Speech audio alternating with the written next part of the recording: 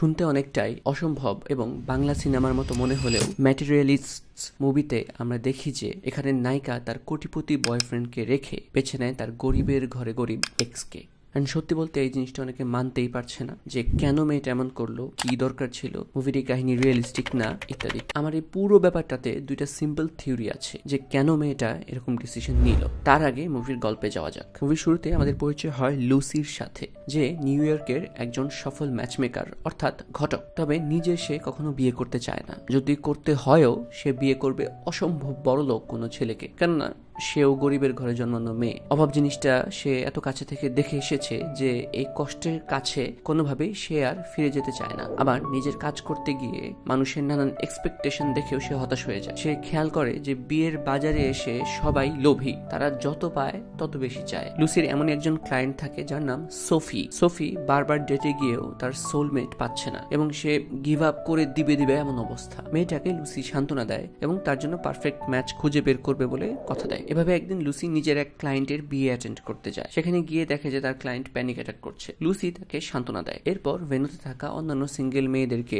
Lucy pitch করে এবং তার এই পিচ করা দেখে সেখানে থাকা কোটিপতি হ্যারি ইমপ্রেস হয়ে যায়। সে লুসিকেই অ্যাপ্রোচ করে, কিন্তু লুসি তখনও জানে না যে হ্যারি প্রচুর বড় লোক, তাই সে হ্যারিকে রিজেক্ট করে দেয় এবং তাকে বরং ক্লায়েন্ট হতে বলে। যা হোক, এইসব চলতে চলতে লুসির দেখা হয় তার এক্স বয়ফ্রেন্ড জনের সাথে, যে কিনা ওই বিয়ের পার্টিতেই ক্যাটারিং এর কাজ করছে ওয়েটার হিসেবে। মানে চিন্তা করেন একটা মানুষ কত গরিব হতে পারে। সো পার্টি শেষে জন লুসিকে একটু কথা বলার জন্য থাকতে বলে। লুসিও রাজি হয়। এদিকে হ্যারি তার অরা ফার্মিং চালু রাখে। এরপর লুসি যখন জনের সাথে দেখা করে তখন আমরা জানতে পারি যে ক্যাটারিং এর পাশাপাশি সে আবার অ্যাক্টিংও করে। মূলত সে একজন স্ট্রাগলিং অ্যাক্টর, টুকটাক কাজ করে, পেট চালানোর জন্য ক্যাটারিং করে। তো জনকে দেখার পর লুসি তাদের অতীতে ফিরে যায়। তার মনে পড়ে যে কেন তাদের ব্রেকআপের কারণও ছিল এই দারিদ্র বা অভাব। তারা একটা ভালো রেস্টুরেন্টে বসে খেতে পারতো না এবং এই অভাবের কারণে তাদের মধ্যে প্রচুর ঝগড়াও হতো, যা তাদের সম্পর্ককে একসময় ব্রেকআপ পর্যন্ত ঠেলে নিয়ে যায়। কথার এই ফাঁকে সে জানতে পারে যে জন এখনো দিন আনি দিন খাই মডেলে আছে। সে এখনো স্ট্রাগলিং অ্যাক্টর, এখনো সে আগের খুপড়ি টাইপের ফ্ল্যাটেই থাকে,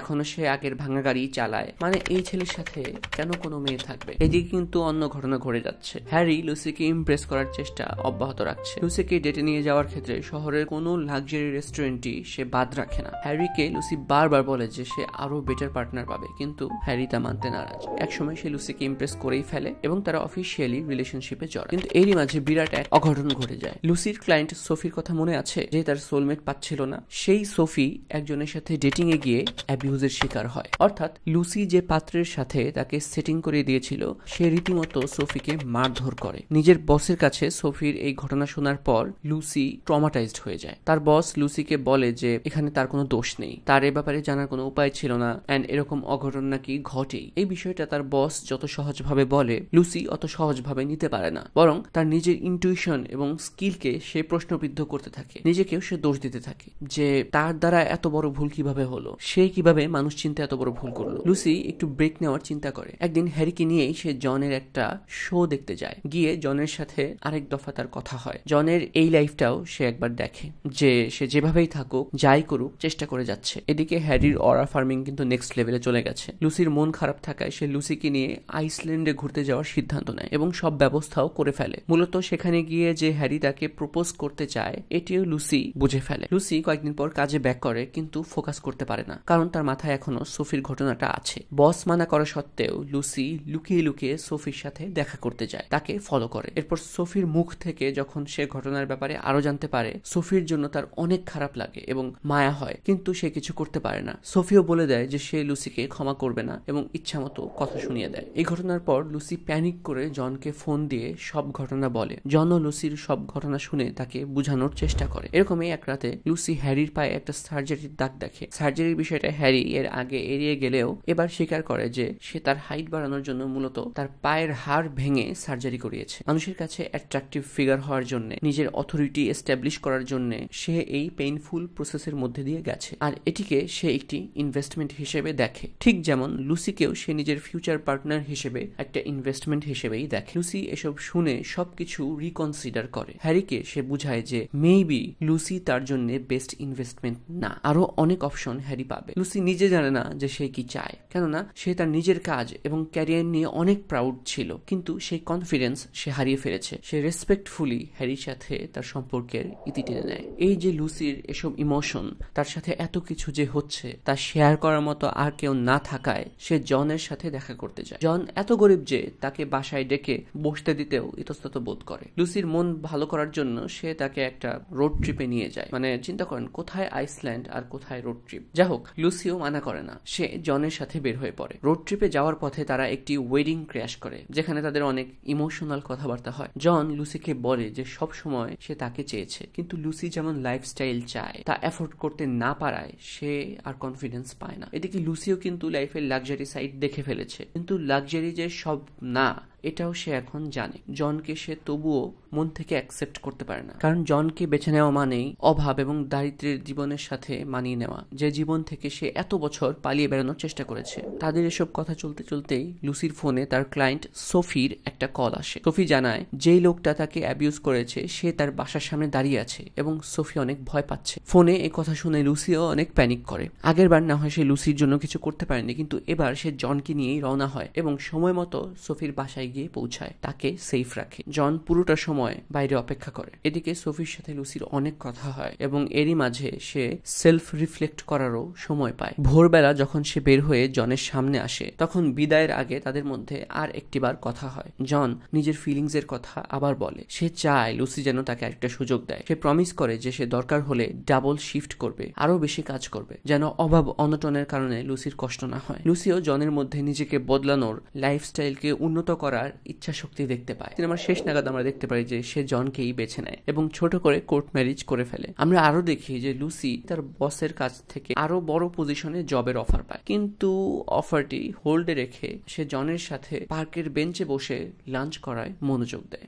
আর এই এন্ডিংটাই মানুষজন মেনে নিতে পারছে না, যে কেন লুসি সব বাদ দিয়ে জনের সাথে লাইফটা বেছে নিল, কেন সে আইসল্যান্ড গেল না। এটা নিয়ে অনেকে মুভিটাকে ধুয়ে দিচ্ছে, রেটিংও কম দিচ্ছে, যে না এটির রিয়েলিস্টিক এন্ডিং হয়নি, এখনকার মেয়েরা এরকম ডিসিশন নিতে পারে না, ইত্যাদি ইত্যাদি। সো এখানে আমার থিওরি দুটি আসে, আর তার মধ্যে থিওরি নাম্বার 1, প্রথমত লুসি একটি অ্যাম্বিশিয়াস মেয়ে। এক বসায় যে সে একটা ডিসিশন নিয়ে ফেলবে তা আমরা তার কাছ থেকে এক্সপেক্ট করতে পারি না। তাই আমি বলবো যে মেবি লুসি তার বড় অফারের জবটা ছাড়ে না, কারণ সে কলের শেষ পর্যন্ত ক্লিয়ারলি তার বসকে নো বলে না। সে বলে যে সে এটার ব্যাপারে চিন্তা করে দেখবে, কিন্তু তার টোন কিন্তু নেগেটিভ হয় না, বরং ওই মুহূর্তে সে কোনটা গুরুত্বপূর্ণ তার উপর প্রায়োরিটি দেয়, আর তা হলো তার হাজব্যান্ড জনের সাথে একটি সুন্দর মোমেন্ট ক্রিয়েট করা, একসাথে লাঞ্চ করা। লুসির যে মেন্টালিটি আমরা শুরু থেকেই দেখতে পাই, এত বড় অপরচুনিটিতে সে যে সহজে গিভ আপ করে দিবে তা আসলে বিশ্বাসযোগ্য না। সো এখানে কনক্লুশন হলো মেবি মনে মনে সে তার এই রোলটাকেই রিকনসিডার করছে,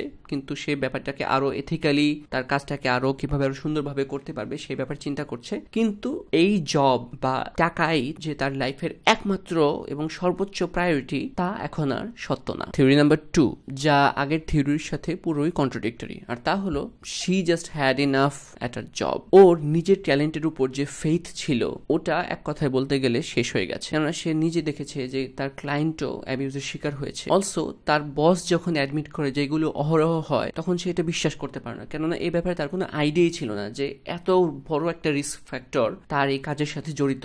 সো সে নিজের এথিক্সকেও প্রশ্নবিদ্ধ করতে থাকে যে সে যে কাজটি এত প্রাউডলি করছে, এত কনফিডেন্সের সাথে করছে, তা কি আদৌ সঠিক, সে কি আদৌ তার কাজে শতভাগ অনেস্ট। এছাড়াও হ্যারির লেগ সার্জারির পেছনের গল্প জানার পর সে বুঝতে পারে যে আসলে পারফেকশন জিনিসটাকে বাইরে থেকে দেখে যেমনটা মনে হয় সেটি আসলে তার না, অন্তত ভালোবাসার ক্ষেত্রে তো নাই। And what's the point of seeing everything as an investment. Pedro Pascal যদি সত্যি ওকে জনের মতো ভালোই বাসতো বা অ্যাজ এ বয়ফ্রেন্ড হিসেবে ভালোই বাসতো, একটা কনভারসেশনেই ব্রেকআপ করে ফেলা এবং সেটা এত ইজিলি অ্যাকসেপ্ট করে নেওয়া তার জন্য হয়তো এত ইজি হতো না। আমরা সবাই জানি যে রিয়েল ব্রেকআপ ইজ কেওস, এটাতে দুইজন দুজন সাফার না করলেও একজন তো সাফার করেই, একজনের উপর দিয়ে তো ঝড় যায়, যেটা আমরা জনের মধ্যে দেখতে পারি যে সে এত বছর পরেও তার আফসোস হয়, সে নিজের দোষটা খুঁজে বেড়ায়। এন্ড লুসিও বুঝতে পারে যে ইয়েস শি ওয়ান্টেড মানি, সে বড়লোক হয়ে একটা লাক্সারিয়াস লাইফ আজীবন চেয়েছে, একই সাথে she also wanted to be loved, and জনই শুধু তাকে সেভাবে ভালোবেসেছে। অ্যান্ড সব থেকে ইম্পর্টেন্ট কথা হলো জন যে গরিবের ঘরে জন্ম নিয়েছে এটা তার কোনো হাত নেই, সো তার কোনো দোষ নেই যে সে গরিব। ঠিক একইভাবে যেমন হ্যারির কোনো ক্রেডিট নেই যে সে বড়লোকের ঘরে জন্ম নিয়ে আরো বড়লোক হয়েছে। তাই আমি বলবো যে মুভির এন্ডিং যতই বাংলা সিনেমার মতো হোক না কেন, লুসির দৃষ্টিভঙ্গি দিয়ে দেখলে আমরা বুঝতে পারবো যে সে নিজের জায়গা থেকে ঠিকই আছে। আপনারা যারা দেখেননি তাদেরকে আমি মুভিটি একবার না বরং 2 বার দেখতে বলবো। মুভিটি নিয়ে আপনার মতামত থাকলে আমাকে কমেন্ট করে জানান, আর ভিডিওটি ভালো লেগে থাকলে please like and subscribe. Thank you for watching.